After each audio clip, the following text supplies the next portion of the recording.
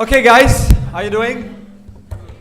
So we'll shift from French to English because our guest speaker this afternoon is actually not an English speaker, not a native, no.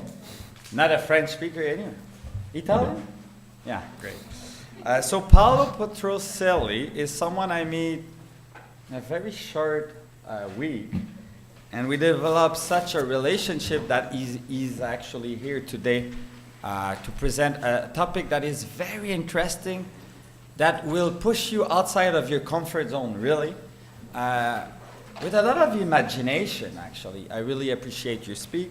You speak in many events, such as TED Talk, you know TED Talk, so he was one of the presenters at some event. I really don't know how to describe him, to be honest, because he's been involved in so many things. If you're going on his LinkedIn, he has 50 different titles. So I really don't know which one to use, so I may use some of them, if I may. So first of all, he's a full professor at Lewis University, which is a great university in Roma. Second of all, he's actually the co-founder and president of the Italian Youth Association for UNESCO.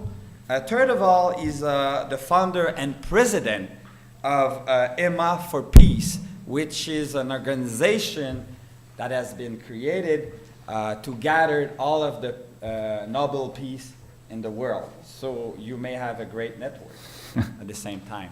So without further ado, Paolo Petrocelli, the floor is all yours. Thank you. Thank you. Hello, everybody. Thank you for having me here. Thanks a lot, Benoit. We met with Benoit last year, I guess, and in France. And it was kind enough to invite me here. And this is actually my first time in Canada.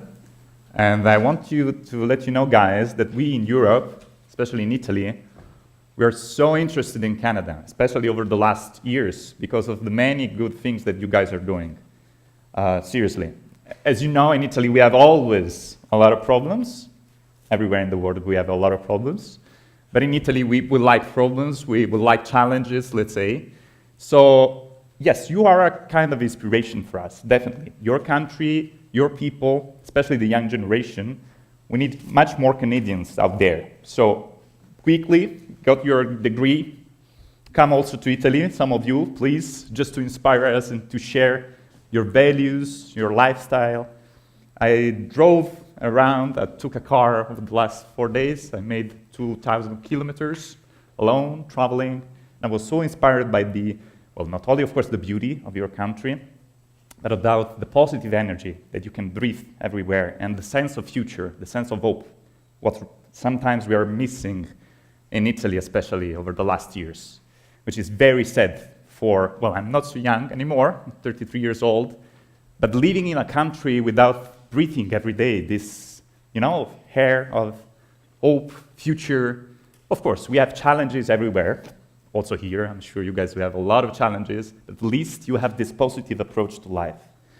And this is something special, and yesterday I had another very great experience. Benoit invited me to have a dinner at his home. I eat fantastic salmon, and I experienced the Canadian hospitality. So, again, very happy to be here. Now, what I'm going to talk? Well, first of all, what about if I'm going to start this talk destroying my iPhone? First reaction from your side will be, this Italian guy is crazy. What he's doing, you will always immediately feel, uncomfortable maybe, and you will try to guess why I destroyed my iPhone. But in the end of the day, I destroyed my iPhone. It's not yours, you're not so interested. What about if I'm going here and I destroy the screen? You will say, we have a problem, you're gonna call, someone is gonna call the security. Benoit is gonna say, why I invited this guy here, right? But in the end of the day, he will go back home saying, I was surprised that this guy destroyed the video, but it's not your video. Yeah, it's part of your community, right? But it's going to touch you not so much. What about if now I'm going on this guy? I took the phone and I destroy his phone. He's going to be upset with me, right? What about if I'm going to make some damage outside here in a very nice building of Montreal? With a hammer, I'm going to destroy part of this building. I think that actually a lot of people will get upset, the mayor, the police for sure. Why there is a different reaction to these different actions? Well, you can say because this is yours, we know the value of this product.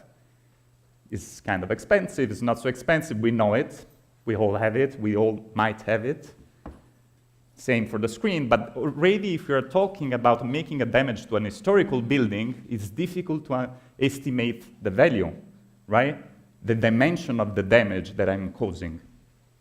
Well, to better understand why we react such different way, we have to start from the very beginning. What is that? A graffiti from the very, very old days, right? It's similar to what we can find in a street. There are a lot of graffitis, amazing graffitis here in Montreal. Well, this used to be a graffiti back in the days, thousands and thousands of years ago. You see, mankind, they already have this need to express themselves with some kind of language. Of course, this is not a verbal language, but our grandparents wanted to fix something that they were feeling, that they were experiencing, right? And of course, in history, humankind started experiencing so many different ways of just express feelings, ideas, values. If you think to pyramids, right? Of course, also connected to religion. And then, with the passing of the time, of course, we started fixing these concepts, these ideas, on a more structured level, right? Think to Leonardo, for instance. But not only. We started thinking that we probably have to build special places where we can express special ideas, special feelings. What is that? This is kind of church, probably is the most famous place connected to a church. What is that? What is it? In a very, very unknown town called Rome. I come from Rome. Okay, this is the Vatican. This is the Sistine Chapel. Okay?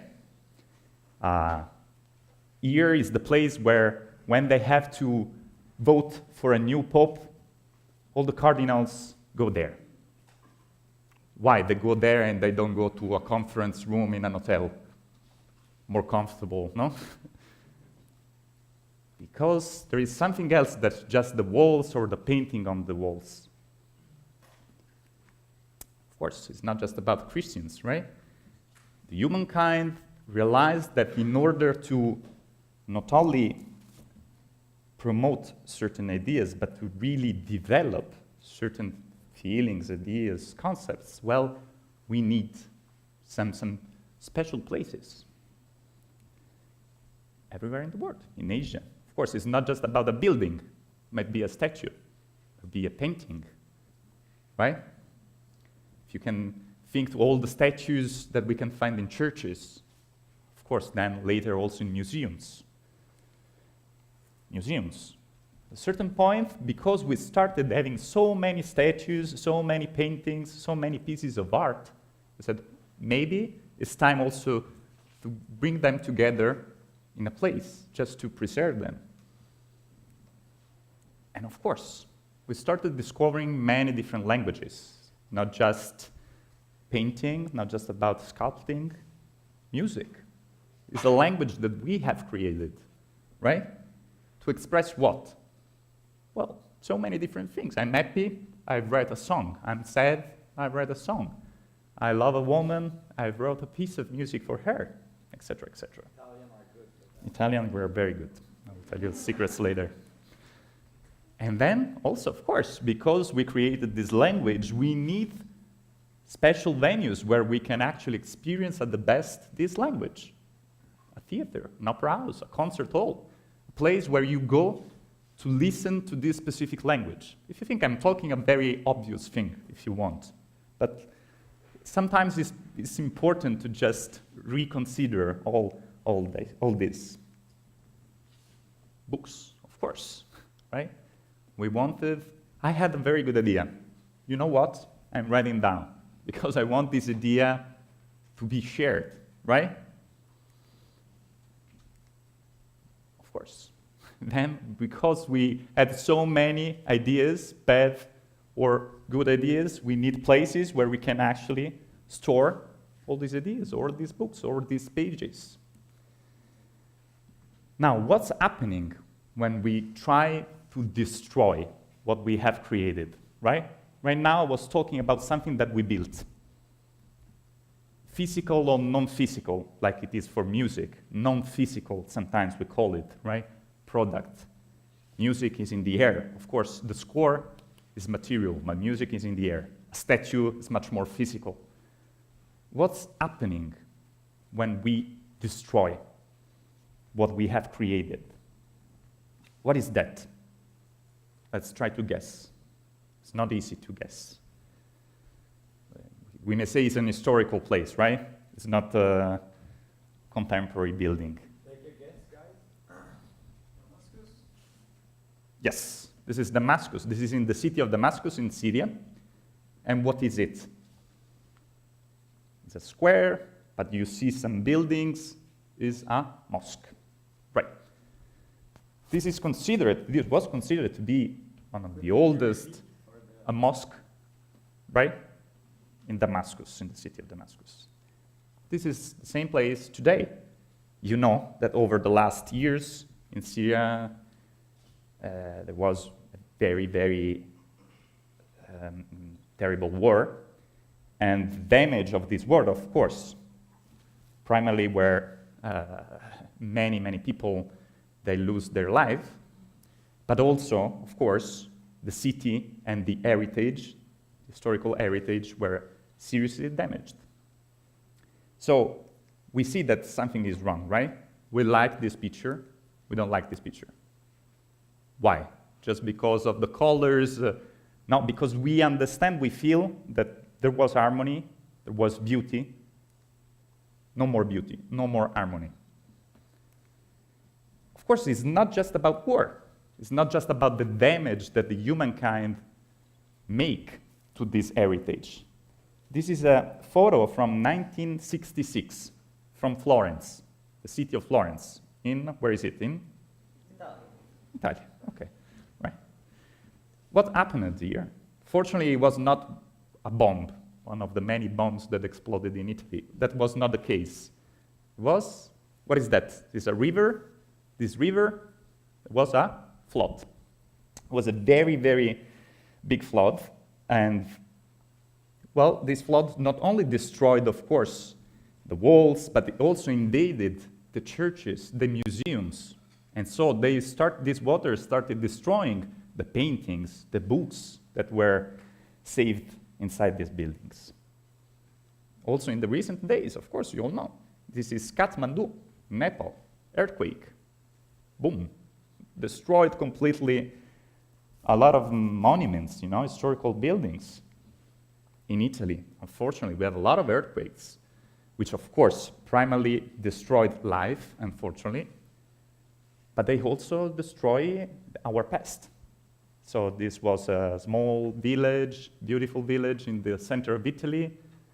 In 2 minutes, boom, hundreds of years of history, they went down. But sometimes also men are crazy, not only nature. These guys are very crazy, fortunately.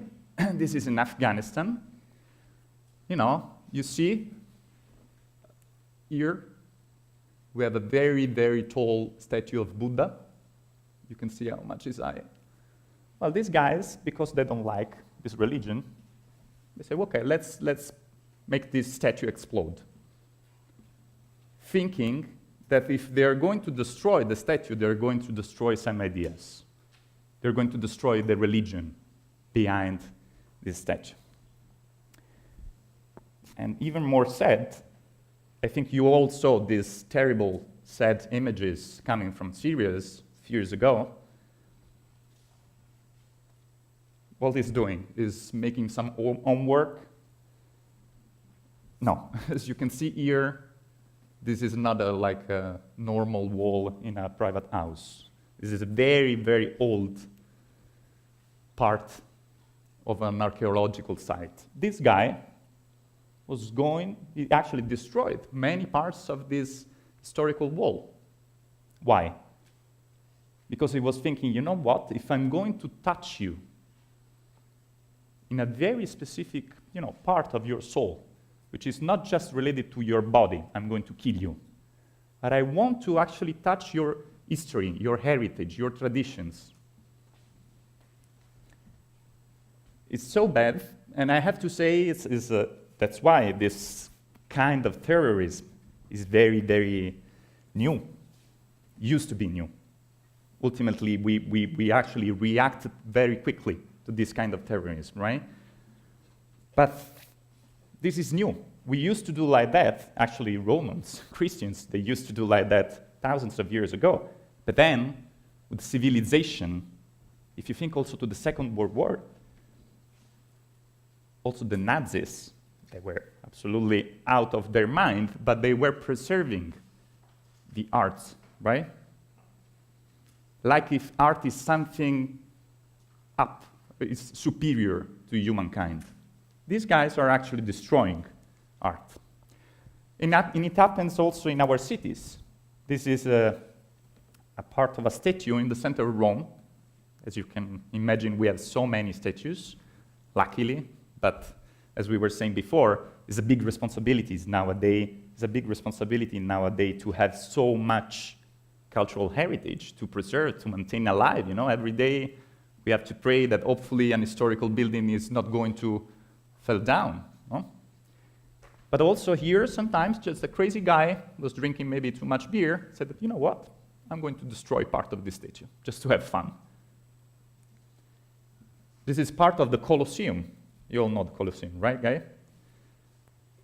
I'm lucky, almost every day I walk by the Colosseum. And one day we were walking by the Colosseum, and something was not like, maybe this is not from the Romans, right? And you see how much this is really unacceptable, right?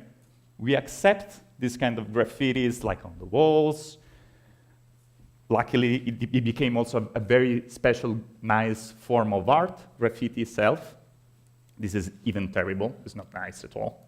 But even if it was a very, very nice graffiti by Bansky, for instance, maybe it's not the right place where you can do a graffiti. This is one of the famous square that we have in Rome, Piazza di Spagna. What happened here? There was a party. This was a football match. These guys were from, I think, a British, I don't want to be, no, I'm sure, I'm honest, British club, wherever. They were so excited that they said, you know what, I'm going to destroy this square, just because I want to show up my happiness about being here in Rome. How do we react to all this different kind of alteration of harmony, of beauty? Going back to the Florence, 96, the flood, the devastation. It was impressive, the reaction of people like us, like you, young people. They said, we have to do something, even if we are not from Florence. So many, many young Italians from other cities, but also from all over the world, also from America, and I'm sure also some Canada was there. They went to Florence. There was no social media at that time, of course. So as you can imagine, with the news, with the television, they heard the news and they say, we have to go there to save manuscript, paintings. Because even if I'm not from Florence, this is part of my heritage, it's part of what I am. If we are going to lose this, we are going to lose a piece of humanity. And it's impressive, the reaction of humankind. In the end of the day, we are such good guys everywhere. This is the earthquake in Italy of of course, first of all, you're going to save life, right? This is the first reaction that a human being has, to save another human being. But then, of course, we have to save our history. So the church fell down. Well, what we can save? A bell. Same in Kathmandu, right? There, maybe they have less tools to react. So they have normal citizen, grandmother was bring some bricks. The statue in Rome, the day after, is not acceptable. The day after, I'm going to fix this. It is not going to stay like this for months. Maybe we have holes in the street for years, right? And Rome is full, but it's not acceptable that you destroy a statue. It's not acceptable that you make a graffiti on the Colosseum. The same day, and you see, it was a shame. They actually say, we don't have to show the people that we have a graffiti on the Colosseum. Right? It's such a terrible thing. Let's fix it quickly, cover while we are doing. Who is this guy?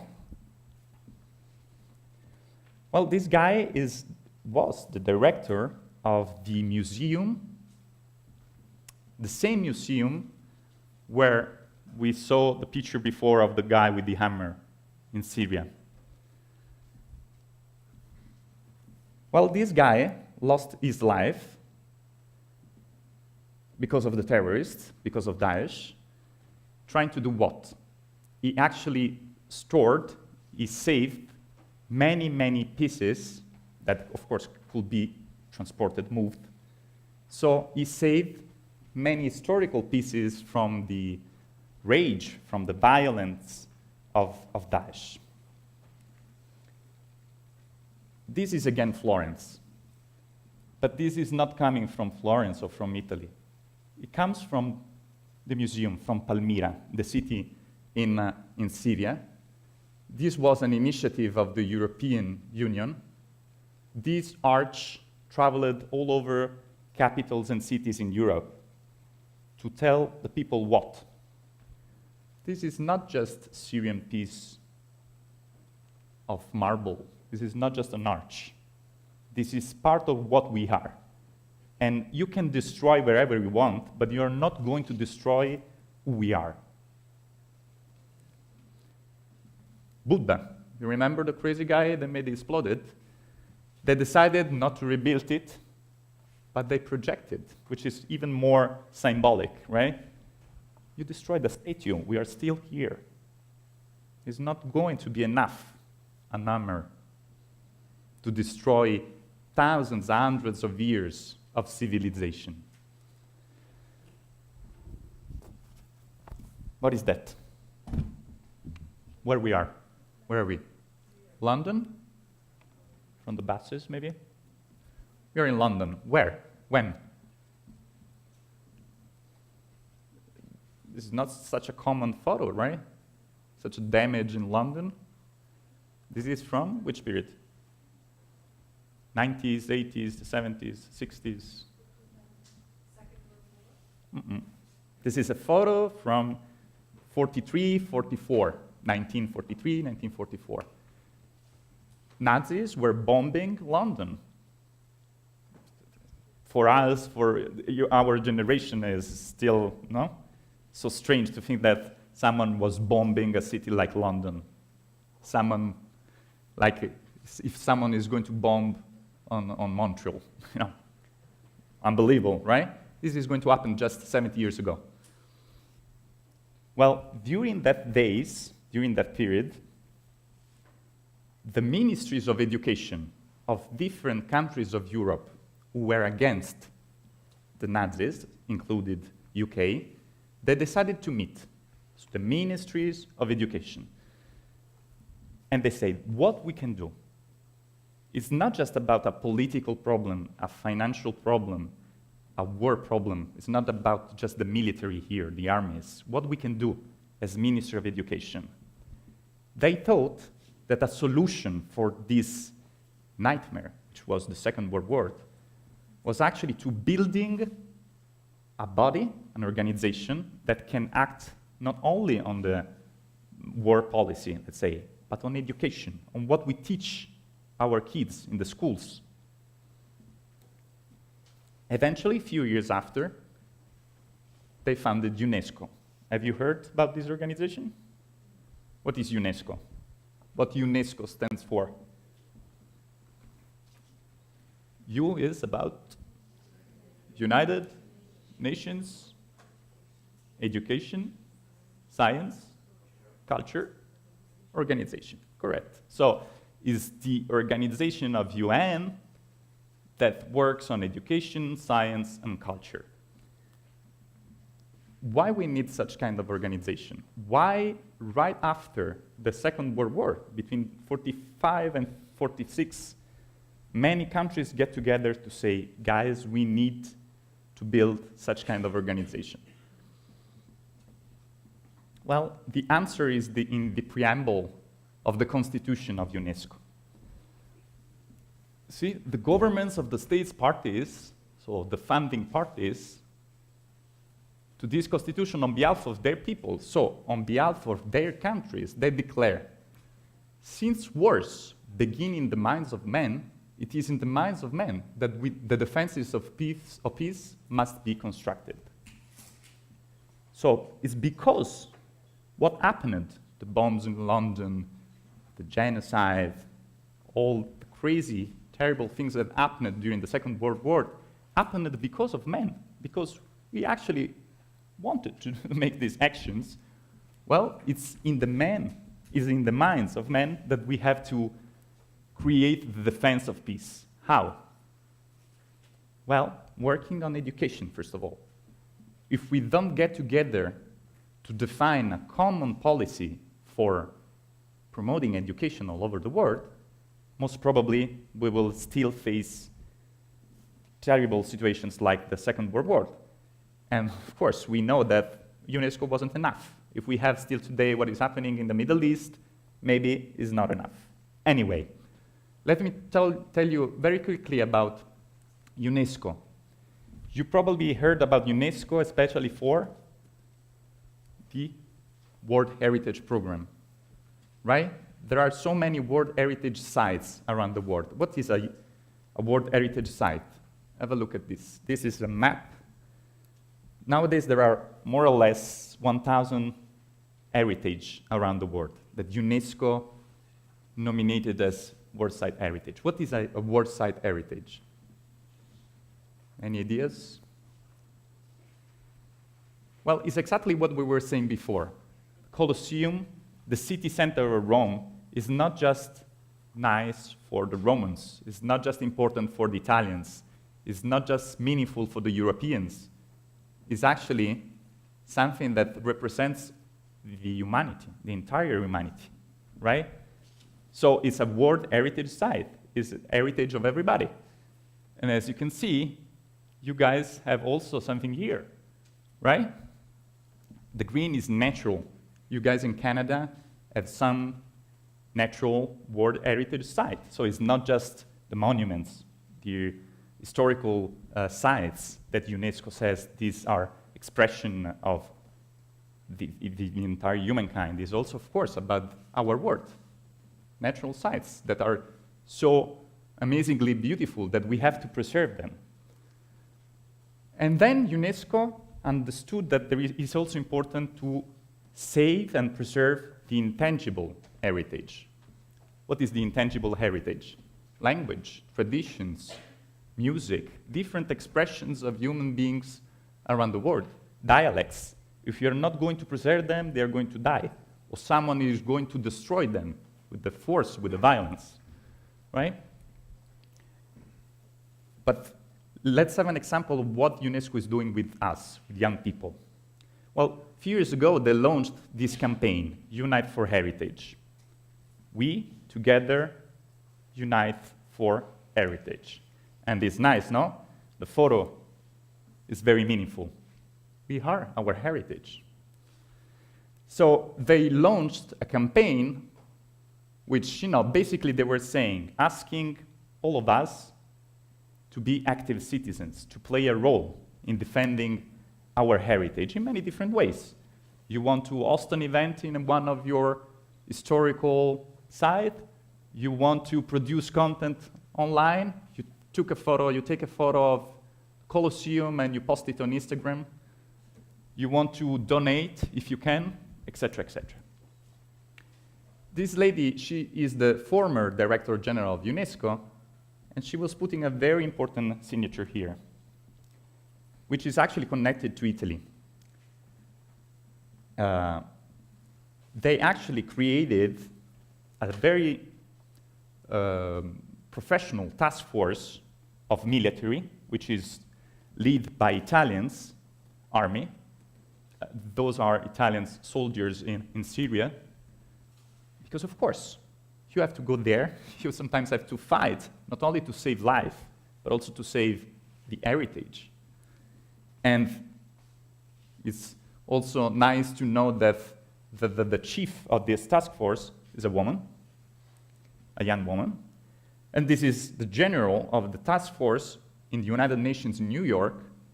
They basically, thanks to him and to UNESCO, approved for the first time in UN a resolution for creating a global task force for acting also military to save the cultural heritage. This is UNESCO. The headquarters is in Paris. You see so many flags. Those are all countries, and Canada, of course, somewhere here, all countries that they believe in the importance to get together to preserve cultural heritage, but also to promote education, science. This is us. This is me without beard. I want to show you this photo. We're not so much. We're like, here we were almost 100, now we are 300. We created an association in Italy, which is the Youth Association for UNESCO. So we said, what we can do, we, as young citizens, Italian citizens, we want to contribute to promote these ideas, these values. We created an association which became the biggest association for youth association for UNESCO in the world, and we started making projects in our cities, in our regions. We started fundraise, we started lobbying with institutions, we launched a program in the school, so we went, as young people, inside the schools to talk about these topics in our way, with our language. So we reached thousands of students, and you know, this photo is not to show up, there's nothing to show up at all. This lady, she's the Director General of UNESCO. This is just an example of, because sometimes these big international organizations seem too far from us, no? Like, how can I interact with the Director General of UNESCO of UN? Do something. Start from your city, your country, and then they will need you, because you can make a difference. It's not vice versa. You need them, no? So we actually interact at the highest level with UNESCO. And this is the way, of course, we supported, you know, I told you about the Unite for Heritage campaign. You see here many more young people, they joined forces to start promoting these initiatives. And this is a most small delegation in Paris at the headquarters, when all the other member states, they wanted to hear our story, say, how you guys made it. Because it's something very strange, no? Unfortunately and surprisingly, that young people without resources, they can actually make something with hundreds of young people. But it's not just about money. It's actually, first of all, about the courage and determination. Sometimes our generation, we are too afraid of not being able to do something, right? We don't have enough tools. We don't have enough opportunities. Guys, we have to take action, first of all. This is a very, of course, small example, but you can translate this example in so many different ways. So this is the first part of our talk, and now we are going to move to music diplomacy. But I wanted to transfer to you guys this experience and these very basic, if you want, ideas about the importance of cultural heritage. Do you have any questions, any comments before we move ahead? please. I was wondering, how do you encourage countries that have a track record for destroying previous cultural communities, heritage, for example, Canada and the Native Nations, how do you encourage them to perhaps change their approach to that? Right. Well, I think that, for instance, over the last 20, 30 years, there was a very, very strong shift in the mentality of the people, especially also here in Canada, from what I know, of course. There is something that this is not more acceptable for us, no? The new generation, because we are exposed to so many information because of the social media. You know, if something like someone destroys a statue in Syria, 2 hours after, everyone knows it in the world, right? So it's not more acceptable that certain things are happening in a certain country. There is a kind of international reaction. This is why also we have UN, UNESCO, right? Because we need sometimes to talk as one country, as one word, right? So this is, if you want, the nice aspect of being a global world. That the best, let's say, results that we achieved through democratic process to the evolution of our institutions now is a standard, and we can go lower. You can't do graffiti on the Colosseum. You can't do a graffiti in an historical building here in Montreal. There will be an immediate reaction. And it's not just about the graffiti, of course, it's the meaning. Of course, you guys understand what we are talking about, right? If you do a graffiti on the Colosseum, you're doing a graffiti on the humankind. You're destroying, right, the beauty of the most important things that we have achieved in terms of civilization. Any other question before the video? Yes. Well, languages are among the most beautiful things that humans have built, and they are very intangible, and they are disappearing by the day. What is your I missed the first word, sorry. languages? Languages. Are a creation of humanity that is one of the greatest beauties and instruments. It's true. And they are disappearing quite quickly. And some It's are true. receding, such as Italian. It's the true. French language as well. And so what is your position on It's this? true. How is UNESCO? UNESCO is trying to work very hard also on the intangible heritage, as I was showing very quickly before. So we understand this need of safeguarding all these very, very old, ancient form of expression of the humankind. And of course, dialects and language are the basis of our way we express. There are different programs, of course, for different parts of the world. In Africa, they're trying, of course, to promote certain kind of projects or programs. Mostly in general, of course, guys, this is a problem, especially of technology. Because with technology, we are going a certain direction, which is, in a very easy way, we have to understand very quickly. Everybody have to understand everything, right? You open Facebook, you don't have time to waste. You want to understand immediately what's going on in the world. On the other hand, we are trying to save books, to save manuscripts, to go in the villages, to talk with the very old representative of a very old group of local citizens, to record maybe the last words of a very old language. Of course, the challenge is to use technology also to preserve the heritage. And this is something that, for instance, Google is doing very well. Google, they created the Cultural Institute. Maybe you heard about that. They started to digitalize many, many pieces of arts, books. So you go on Google Cultural Institute for free, you can access many thousands of theaters, museums.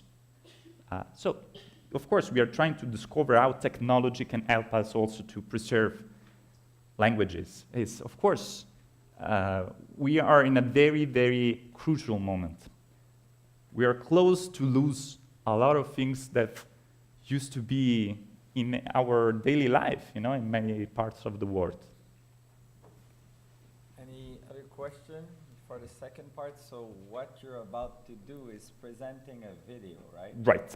Can you explain? Sure. I'm going to show you guys a video which basically is a very short interview to different artists from different countries of the world.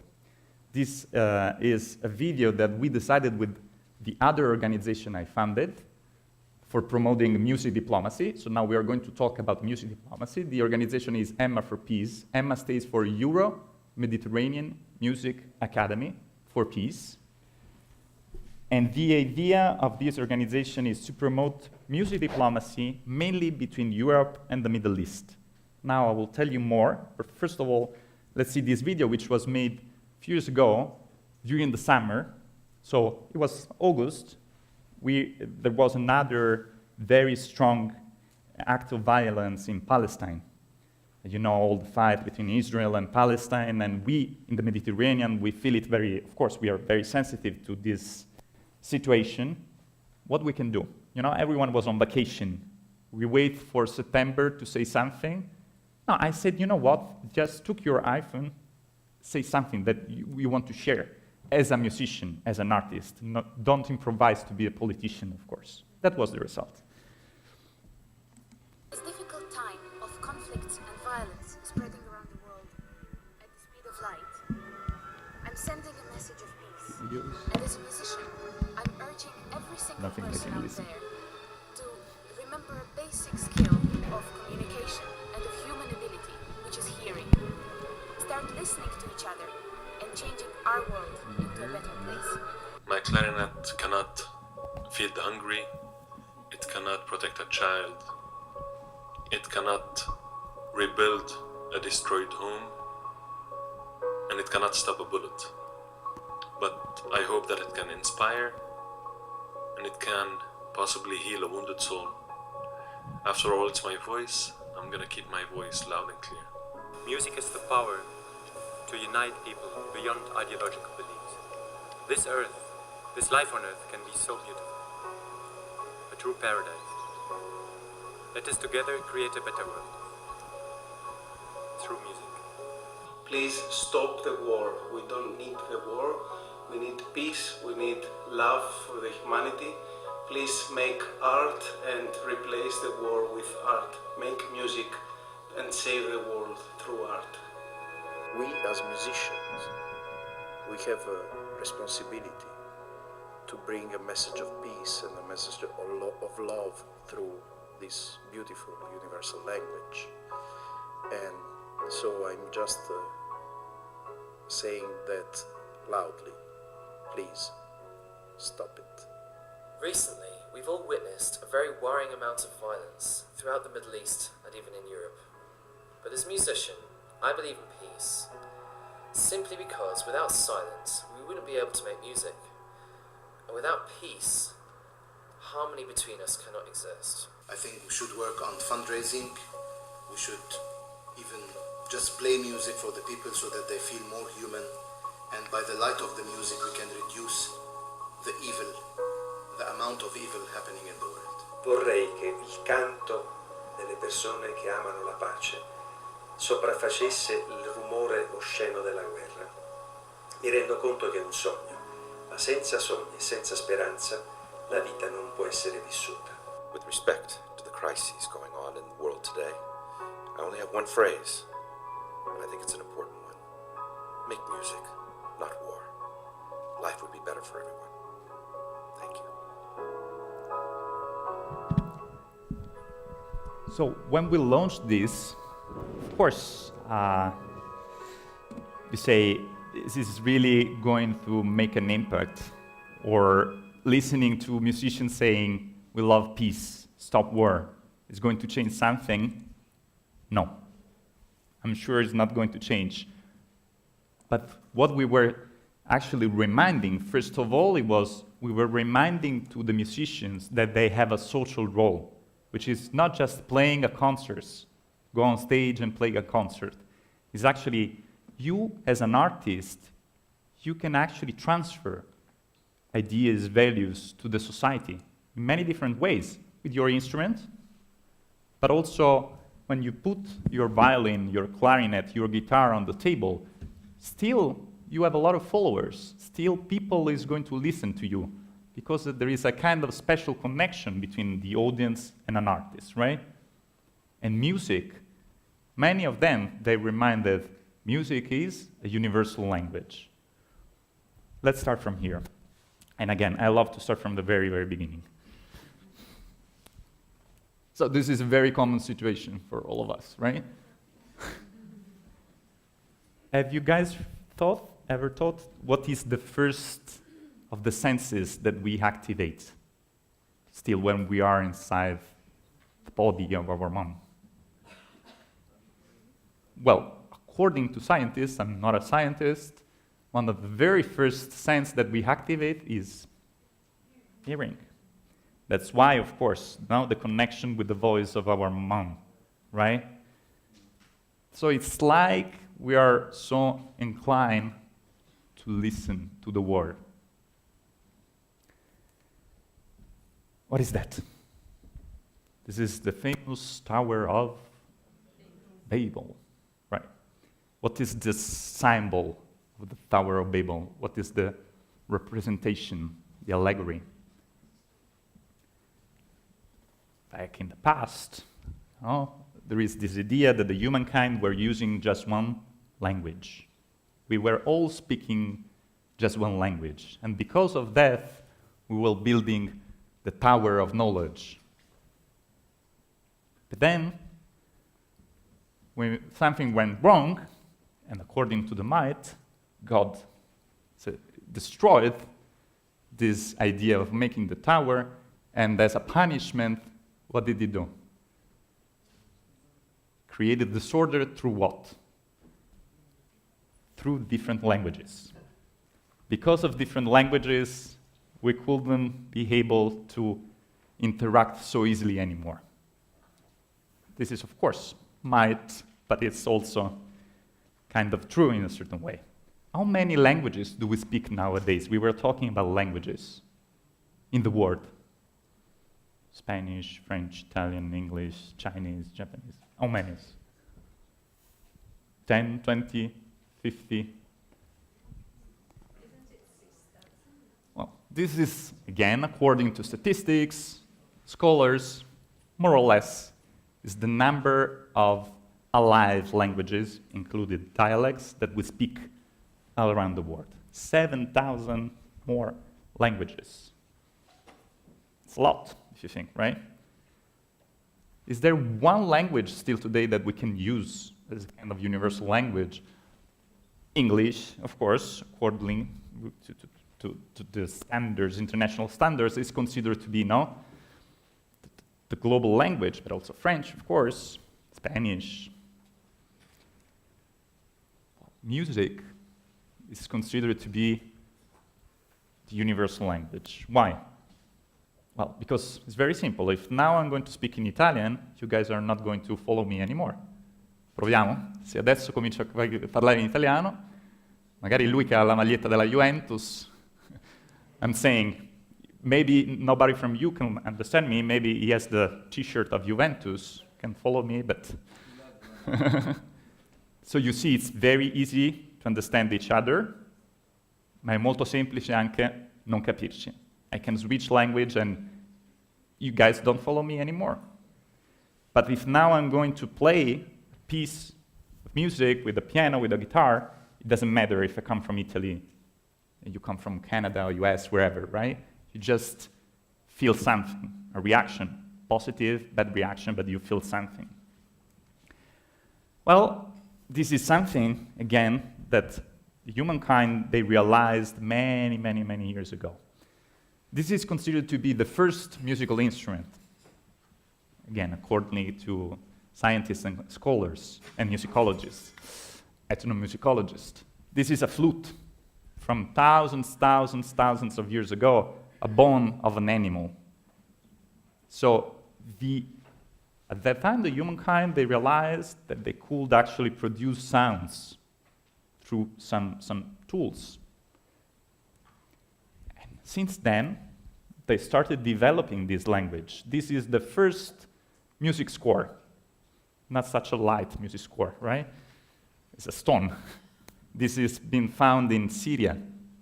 It's funny, said, that, for instance, the first music scores are coming from a country that now is destroying all this cultural heritage. And of course, we started structuring this language, right? This is an image from a priest, Italian priest, who actually was the person who defined what? The notes.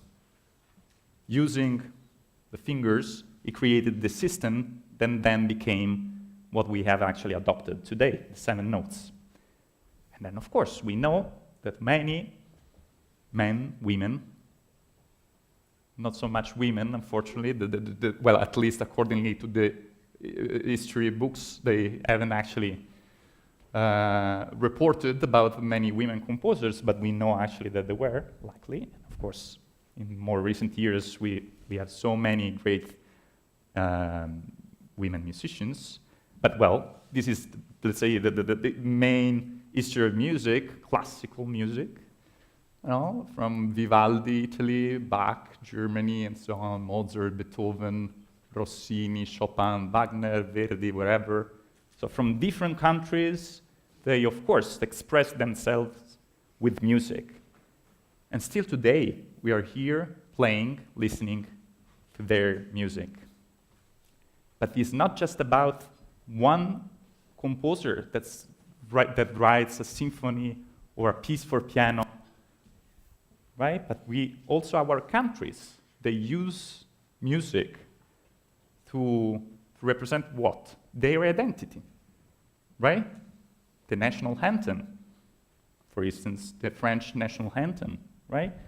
We want to sing, to play our identity. And also, you may know, also the European Union in 1972, they adopted one of the most famous pieces, the Ode to Joy of Beethoven, as anthem of Europe. So it's not just we are using music to celebrate the identity of a country, we actually use music to celebrate the identity of a union, of the European Union.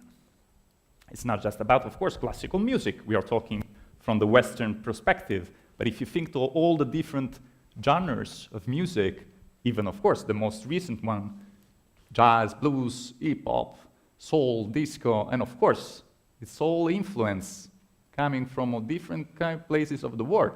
If you think to the jazz, right, came in this part of the world through the slaves, no, to the people that were having a very hard time, and then it transformed in rock, in pop, in what we're listening today with our iPods, iPhone, on streaming, etc., etc.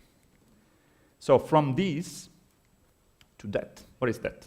This is a very deluxe edition of something, of Michael Jackson. What is it? If you can read here, The Sounds of Earth, where you can find these recordings, which stores? In the space. If you want to buy this score, you have to take shuttle.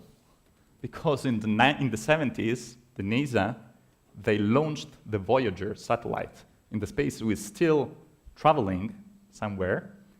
And inside the satellite, who is trying to study what is the universe, they actually inserted these 2 gold recordings. What's inside these 2 recordings? Data about our history, our science, physics, mathematics, but also music. Because they said, well, if someone is going to find, they have to listen to our music, because it's part of what we are, who we are. So they inserted pieces from Bach, but also Johnny B. Good. So maybe somewhere in a part of the universe, someone is listening to Johnny B. Good. Who knows? What is making music? Well, you can make music in different ways, right? If I start doing like that, it's rhythm, and now someone from you guys can start singing over it. So it's very easy to make music. I can make music alone. I'm not a good singer at all, so I was not going to do it. But especially you can make music together, right? If you're talking about classical music, what's the best expression of making music together? In an orchestra. So you have different musicians with different instruments, with different ideas, with different lives, with different problems, with different feelings. They come together, and they are just one. Choir, same things. Different voices, men, women, together, become a group. Of course, it's not just in Europe, on the Western side. You can be a band in many different ways. No? Talking about band. What is the social impact of being together with music? Well, it's just amazing, as you can imagine. It's not just being an orchestra, being a band. It's actually giving the opportunity to many, many people to learn how to listen. You remember we were talking about this is the first sense that we activate. Well, music, of course, gives us the opportunity to develop more and more this sense and use it also in a very social way. Why? Because if you play in an orchestra, you have to listen to yourself, to what you say with your instrument, but also what is saying, right? The fellow close to you. And there are many different examples, of course, of how music can make a positive impact on our communities, on our society. This is a normal photo of an orchestra, right? But this is a special orchestra. This is Daniel Barenboim, a very famous conductor, who understood what? That using the model of an orchestra, we can actually bring together people who usually are not together. Like in this photo, you have Jewish, you have Palestinian and Arabs musicians. You can recognize any difference? Not at all, right? Because there are no differences. But for many, many other reasons, these young people, they can't meet so easily when they are at their home. And there are so many different examples of how, for instance, an orchestra can represent a way for a community to promote something positive, even in the more disadvantaged situation, right? Look at this photo. This is the first all-black national orchestra. Nothing special, right? But it's actually not so common, strangely, to see an all-black orchestra. And this is from Congo, and look at them. They are so proud of being a team, like a soccer team, but with music instruments. And of course, they practice and they work in very disadvantaged situations, but you don't need a fancy concert hall to become a musician.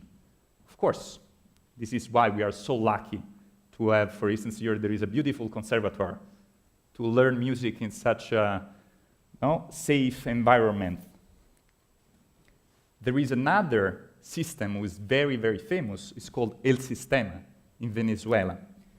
They actually used the orchestra model to save kids from the streets, from poor families who they gave them an opportunity. Instead of being all the time in the street, and at a certain point it will happen that a gang will actually approach you and give you a gun, we give you an instrument. Come in our orchestra. This orchestra became actually one of the most brilliant orchestras in the world. And you can play music even if you don't have music instruments. In Bolivia and Peru, they actually built instruments from garbage. You see? In Middle East, they actually created the all-women orchestra of blind women in Egypt. Because music, of course, goes also beyond the physical limitation that sometimes we have. If you think now is the very famous blind musician, he's an Italian one, Andrea Bocelli, not the singer. Music and musicians can play a social role, we were saying. Look at this photo. Where are we? There's Mickey Mouse, we are Disneyland, where we are? Berlin Wall. Who is this guy? Rachmaninoff. No, Rachmaninoff was a Russian composer, but he's Russian. Rostropovich, similar, the name. Rostropovich used to be one of the great cellists from Russia. Why this guy was so famous? He was playing in all the big concert halls all over the world, took his cello with a chair, and he went there. Again, there was no social media, no Instagram, so be sure that he was doing this not because of he wanted to have thousands of likes on Facebook, right? He felt the need to say, you know what? Okay, I'm not a politician, but I have something to say. This is my way of saying, contributing to the cause of saying, we don't need this wall. Who is this guy? Right? He was so famous that he didn't even need to play, right? He was using his art without playing, basically. Why? Because he realized, if I open my bedroom to the journalists, they will come here, the news will go around all over the world very quickly. So he created this bed talk, no? From his bed, he was saying, peace, stop the war in Vietnam. He was a politician? Not at all. But he was a very famous artist, and he realized that. And he said, I can use the fact that I'm famous to promote the ideas, the values of peace that thousands, millions of people in the world are trying to communicate. If you think to the big concerts, the pop concerts, you have thousands of people that go there to sing a song. It's so difficult nowadays for a leader to bring to a speech thousands of people, right? Maybe your fantastic leader can do it, Prime Minister, maybe Obama, but very few enlightened leaders have this power of attract so many people. Music is a completely different way. If you go to a Coldplay concert, you have thousands of people going there, paying to go there. Of course, we realize this power of music that has to get together people. If you think to Woodstock, if you think to Live Aid, right? This series of concerts that they were organized to promote the campaign against AIDS, HIV. Music can do something also where there is war, where there is no beauty, right? We were talking before, when there is an alteration of the harmony in our cities, in our communities. Actually, we can do something as musicians, as artists. We have to do something. You remember the interview to the musicians. The clarinetist is from Syria. He's one of the most famous musicians from Syria. So he's talking about something that he knows very well. He lost members of the family, friends, colleagues. He had to leave the country. And he's saying, I know that with my clarinet, I cannot stop the war. I cannot help my people to rebuild home. But he said something very touchy, right? He said, this is my voice. This is the way I have to communicate with the world. So I want to use it in a very loud and clear way. And many times we see pictures like that, right? During protests, at a certain point, there is a piano, or someone who is playing music. And it's actually, we don't feel the audio, but you see the power of this photo. You see that this instrument it's like a gun, but it's not a violent gun, right? It's a weapon. Music is actually able to touch us in a very strong way. This is also square in Istanbul. No? And there was this pianist during some protests in a square who became the main microphone, right? We don't have any much words. Please play music to express what we want to express. This is in Baghdad, in Iraq. This is a very important Iraqi cellist. What happened here, a few hours before, another bomb with a car exploded. This guy as the guy in Berlin took his cello and he went there. Of course, it's not going to change anything, but actually, he wanted to recreate beauty, to recreate harmony with this music. This is the Paris. You remember, of course, the tragic attack in the club. The following morning, this French musician, he took his piano there and he played Imagine by John Lennon. You can say, who needs this? All of us, we need this to say, as it was for the statue, you can destroy a statue, you can put a bomb in a club. It's not going to stop us. It's not going to stop humanity to have this positive vision of life, of the future. It's not stop to have hope. And I'm going to tell this with music. So, what we can do, again, if we are artists, I think that we should rediscover this social role, this power that we have. And if you see around you, many artists are actually realizing again, as it was in the 60s, in the 70s, John Lennon, Bob Dylan, hundreds of musicians, they were using their instruments to promote values, ideas. Then, something happened.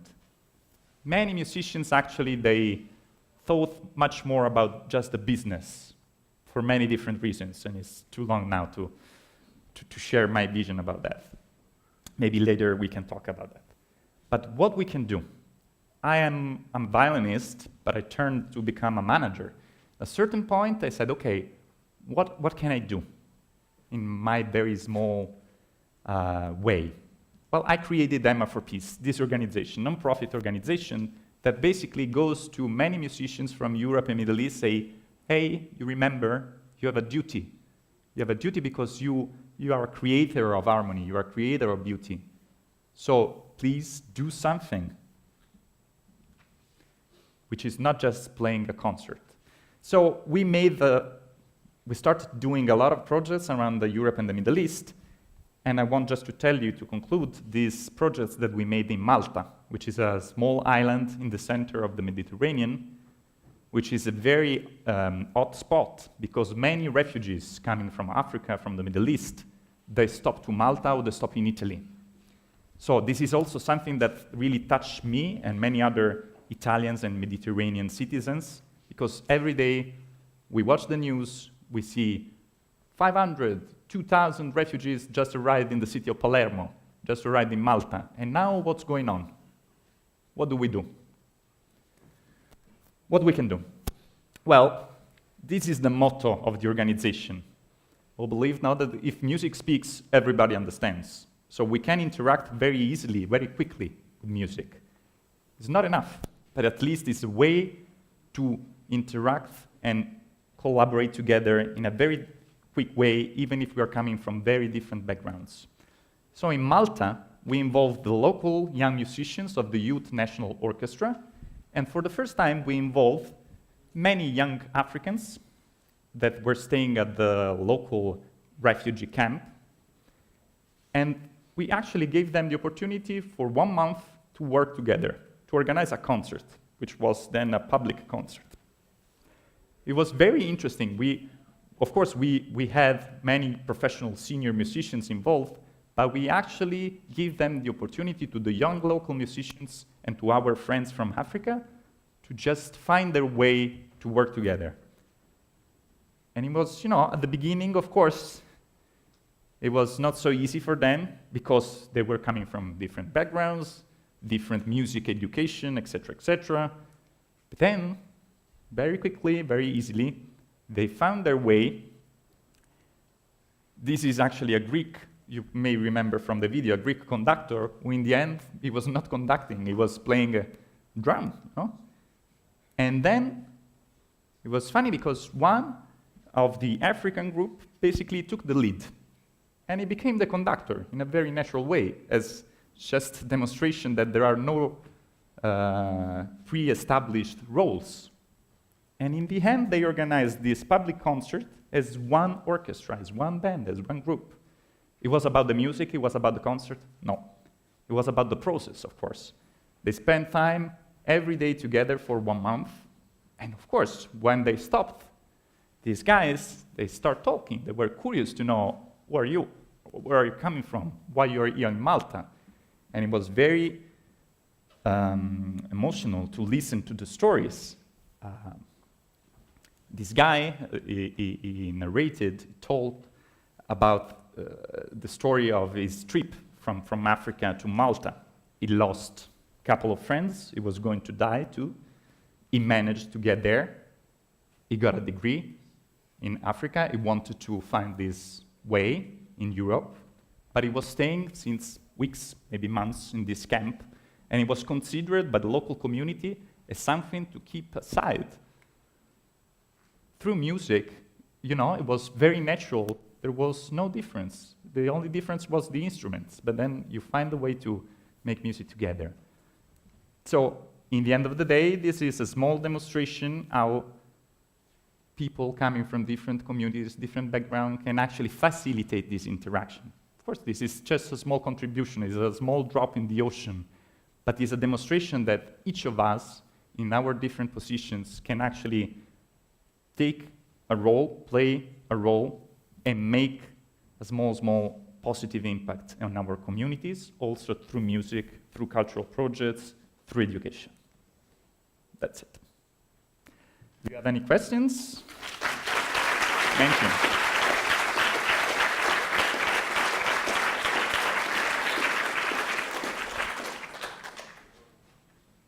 Question?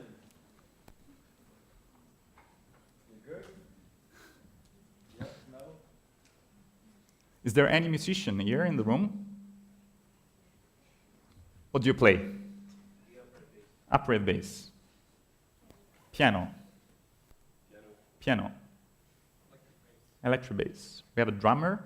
In fact, it's harpsichord, if you know what it is. Harpsichord, of course. Do we have someone who plays percussion? I need the upright bass player. Please, can you come here? Yeah, we need some rhythm.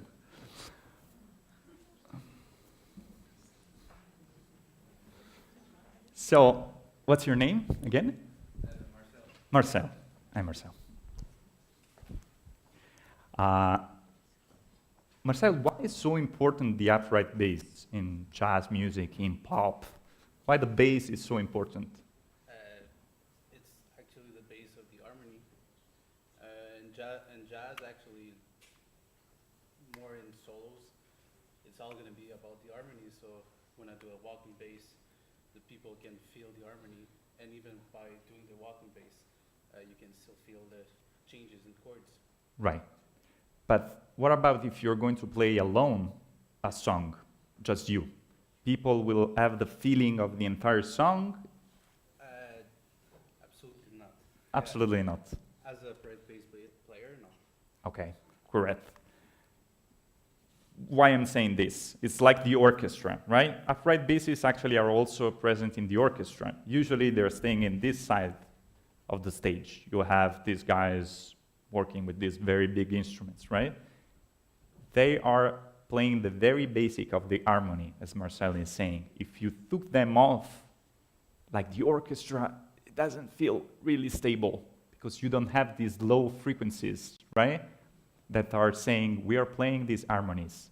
If you just have them on the stage, you don't understand nothing. You just listen to a very small part of the entire piece. It might be a symphony, it might be a jazz piece, it might be a rock song. So what I'm saying, guys, it's like society. A band, an orchestra is like our society. The combination of all of us make us a great orchestra, a great band. And you understood this very clearly here in Canada, over the last years especially, that is because of our diversity that we can make an amazing music, a special music, right? There are certain countries, even in Europe, for instance in Italy, some people now is saying, no, we need just Italian musicians in our orchestra. We need just Italian players in our band, because we want to make real Italian music. What is that? Music is music, right? You are the best demonstration here. You guys are so diverse, so rich in your diversity, and you are expressing yourself as one country, as one orchestra, as one band. So it's such old-fashioned, the idea of to express our country in the best way, we just have to be Canadian, just to be Italians, just to be French, right? Okay. Thank you, Marcel. Merci. Thank you so much, Paolo. Thank you.